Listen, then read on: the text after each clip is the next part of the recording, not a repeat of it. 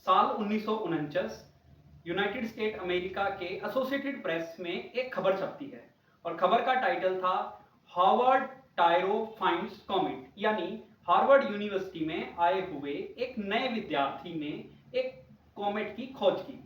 विज्ञान की आसान भाषा में कॉमेट यानी कि एक धूमकेतु एक ऐसी वस्तु जब वो ब्रह्मांड में सूरज के पास से गुजरती है तो बहुत सारी गैसेस को रिलीज करती है।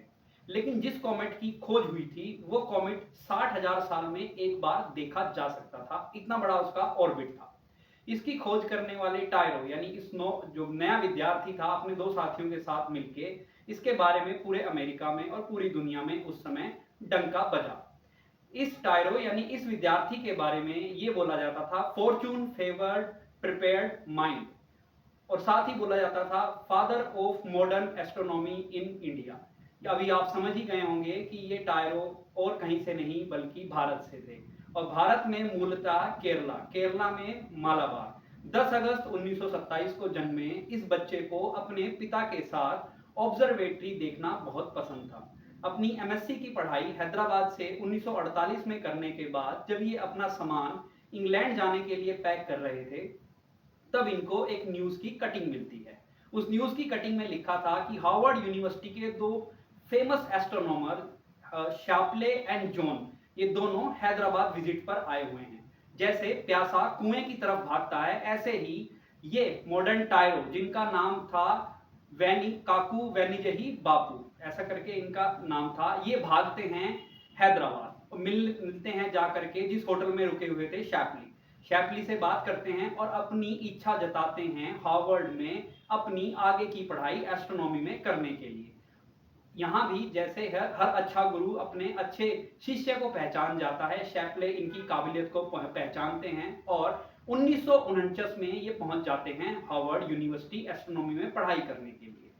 अब जिस लाइन की शुरुआत इस वीडियो में हमने की थी वहां ये खोज करते हैं और इन्हीं के बारे में वो खबर छपती है। क्या खबर छपती है कि हार्वर्ड टायरो फाइंड अ कॉमेट। इनकी जर्नी इतनी आसान भी नहीं रही। इनकी जर्नी कुछ इस प्रकार थी, जब इनको पता लगा कि सीवी रमन के लेक्चर होते हैं हैदराबाद में तो ये उनके लेक्चर अटेंड करने के लिए 30 किलोमीटर, 15 किलोमीटर आना 15 किलोमीटर जाना रोज साइकिल चलाते थे। अलग अलग वैज्ञानिकों की लाइफ के बारे में इनको पढ़ना बहुत पसंद था, चाहे वो थॉमस एल्वा एडिसन हो, रेले हो, खुद सीवी रमन के बारे में ये बहुत पढ़ते थे और सीवी रमन भी इनको खूब इंस्पायर करते थे अलग अलग वैज्ञानिकों के बारे में पढ़ने के लिए।